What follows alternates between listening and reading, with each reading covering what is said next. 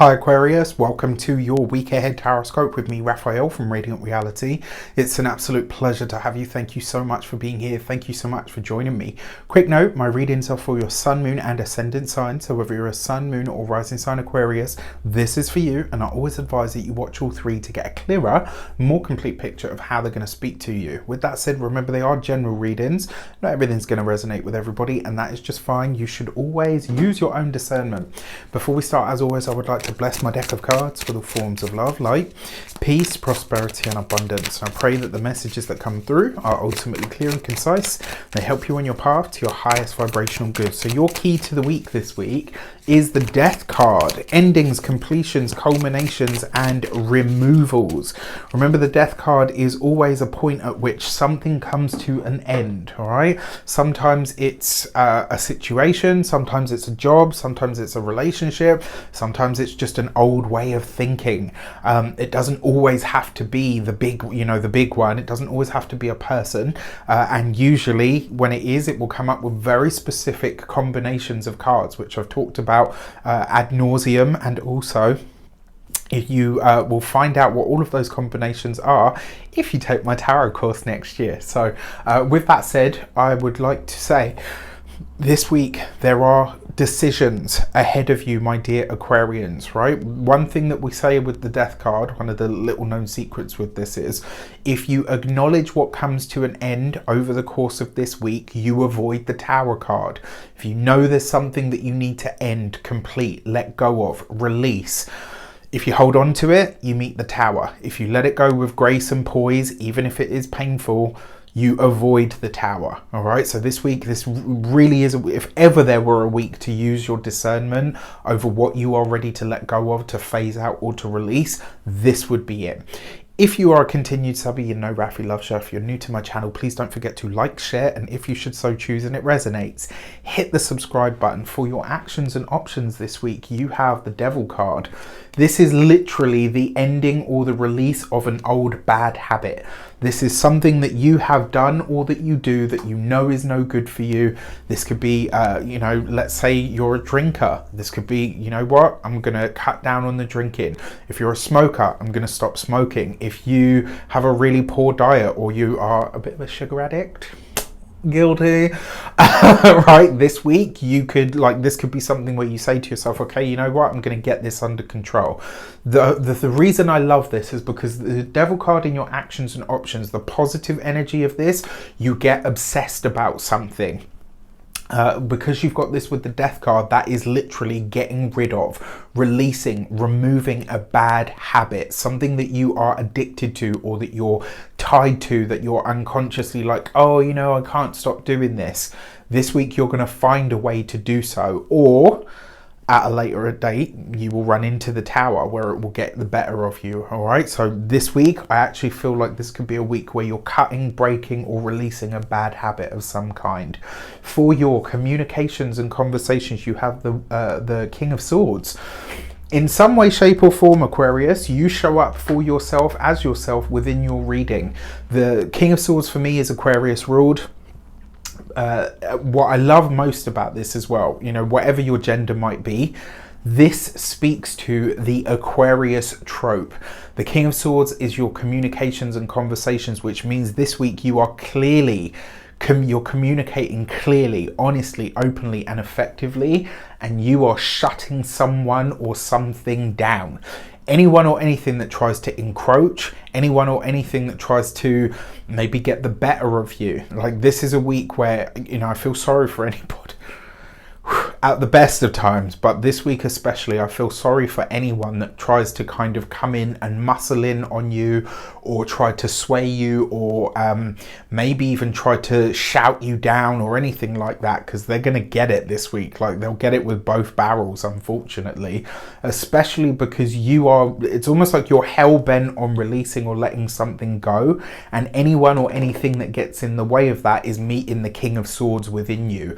This is about you making making a decision and sticking to it and being prepared 100% to fight or to back it up with action. All right, that's the thing about the Swords characters or the Swords court cards. Everyone's like, yeah, they're all the mental realm and communication. Yes, they absolutely are, but swords aren't just made to defend, and words aren't just made to communicate, right? Sometimes you have to fight or you have to battle. And all of us, I would say, actually, in some way, shape or form this week, we are about it. And if you know Aquarian people, you know we're not afraid to get into it if needs be. We don't seek it out, but if somebody's going to start some shit, we will definitely finish it. With that said, for those of you that are studying or in some form of academia, I literally feel that this could be a week where some of you decide to walk from a course or to leave some form of education. And a part of that will be because you feel like you've got the knowledge or the information that you need to make the move that you actually want to make. As an example, let's say, I know a girl, and this is actually a really good example. She studied to be a nurse. Took that nursing degree and went into beauty aesthetics and to be an esthetician. She wasn't interested in being a nurse, working for the NHS and, going all the usual routes. She wanted that knowledge so that she could set up a professionally and highly qualified beauty practice, where she does all of the more sort of regulated procedures and stuff. So like this could literally be for some of you. You say, you know what, I've got what I needed from this course. I'm not going to take it any further because I don't need to. For those of you that are employed by somebody else, honestly, I feel like this could be a lot of you. Your boss is leaving. For some of you, a boss or a superior could be fired this week. It might be that some of you are thrust into a leadership position that you either didn't want or that you weren't expecting. Another way that this could also play out, though, is maybe you've been doing the role of a supervisor, a boss, a manager, an area manager, and you know what? There's been no rewards. There's been no payback. There's been nothing that comes from it besides the extra work. This could be where you say, you know what? I'm not doing it anymore. And then at that point, when your superiors come to you and say, well, why aren't you doing this? Well, you haven't given me the title. You haven't given me the money. There's no rewards. There's no, dividends or anything from it. Why am I doing this? At that point, that's your bargaining chip. For those of you that are business owners, entrepreneurs, solopreneurs, people that work for themselves, I feel like this is the moment where you either stop doubting yourself or you let go of something that you know isn't working. It's like, you know what, I don't want to offer this service. This part of my business isn't performing. This clientele that I'm going after isn't showing up for me. There's something here where you are prepared to make a big change and you're prepared to fight for it. And if that means cutting something off or removing it, you're like, you know what, so be it. I will get into it and it's not a problem. For those of you that are retired and no longer working for any reason, honestly, especially with the Devil card here, I feel like this is you kind of withdrawing your help or your assistance from a certain situation within your family, maybe within your friendship circle. It's like, you know what, I get pulled into this stuff. I come in, I fix what needs to be done, and then I'm the bad one because I, maybe use harsh language or, it's kind of one of those, like damned if you do and screwed if you don't. And you're kind of like, you know what, either which way I'm out. Whether, whichever one of those it might be, I'm out. Fair play to you. For your love and relations, you got the 8 of Cups. For a select few of you, this could be the end of a relationship. It is possible. But for another select few of you, this could be one of the changes that you're making. So a bad habit that you have had, you could realize, for those of you that are partnered, married, in long-term commitments, this is just an example. Let's say, you are a drinker, and when you've had a drink, maybe you're not very nice and your partner calls you on it this week. Emotionally, that's going to be very hard for you to hear. However, there is the clarity of mind and the guts for you to look at it and say, you know what, maybe there's an element of truth to this. What can I do about it?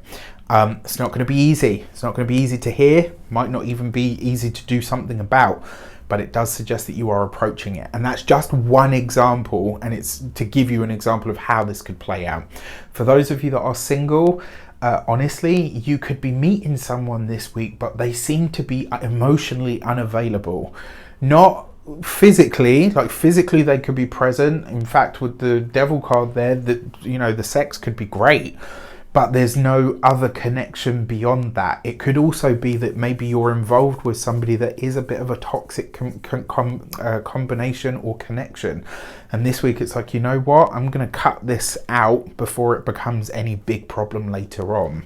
For those of you, and then for your money and materials, you've got the Magician card. I actually really like this because you've got the King of Swords there in the communications and conversations. This is you manifesting what you want. And because you've got the Death card here as well, this is about you getting really real with yourself about where you are getting in your own way or where you might be holding yourself back. There's a real moment of honesty and clarity this week when it comes to your finances, and there's you saying, right, these are the things that need to be changed, adapted, or removed in order for my finances to grow. What this also suggests as well, for those of you, like I said, that are in leadership positions or have been thrust into them, there is rewards here, but it's like you're having to really speak up and upset the apple cart before those rewards are delivered, which as far as I'm concerned isn't right, but hey ho. When it comes to your physical health and vitality, the brain, your mind is going to be, and whenever there's a lot of mental stress, the body tends to pick it up. So be mindful of that. When it comes to the home and environment, honestly, and this is going to sound so melodramatic, but I'm going to say it anyway. This would be a week to be very conscious about who you invite into your home. All right. Not everybody has good intentions. And with the cards as they are, I would say be very mindful of the connections that you allow to come in. With that said, I wish you an abundance of all of that good stuff. Have a fantastic week. Let me know in the comments how it shapes up. Take care, and I'll see you soon.